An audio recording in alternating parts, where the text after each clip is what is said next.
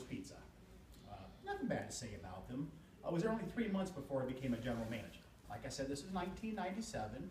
I made an okay salary, no government assistance, didn't have a nice apartment, but had my own place. I had health insurance. And about a decade later, everything slowed down. The owners sold. New owners came in. The health insurance was gone. The salary went down. I was still surviving, still, didn't need any government assistance. I was getting by, I was living, I was still halfway happy. And then new owners came in two years later. A lot of that going on in the restaurant industry. At that point, my salary, basically, with figuring overtime, was less than minimum wage. It was a mess. There was no health insurance, and the biggest thing with it is living check to check. If I was to get hurt, if I was to get sick, if anything major would happen, this was over. What little life I had put together would just come completely crushing down.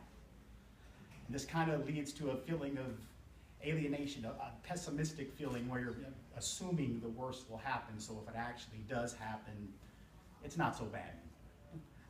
Well, it led me to thinking. I figured I'm going to try to walk away from this job. I'm going to try to find something else better. Yeah, I was still slightly immature, not thinking straight. I did walk away and thought I could find something else quick. I didn't.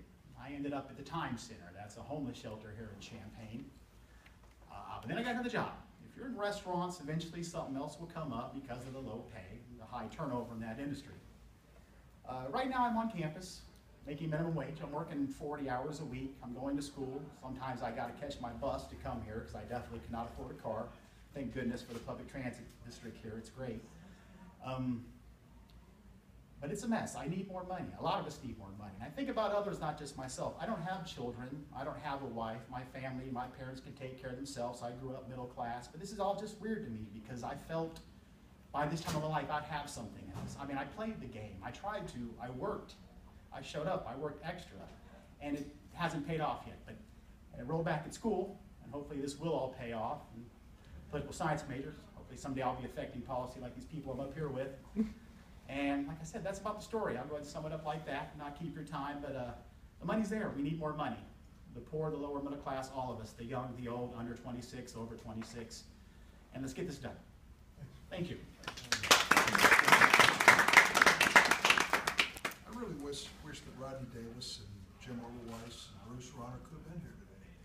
I wish they could have heard these stories about the struggles of these two men trying to put a life together and how hard it is. I don't begrudge them. I've said this over and over again. I don't begrudge anybody their wealth if they earned it honestly. That's fine. That's what America's all about. And I've always thought I'm only one Powerball ticket away from having the same amount of money in my life. But in the meantime, don't forget the folks that are struggling every single day. That's what this whole minimum wage issue is about. Any questions?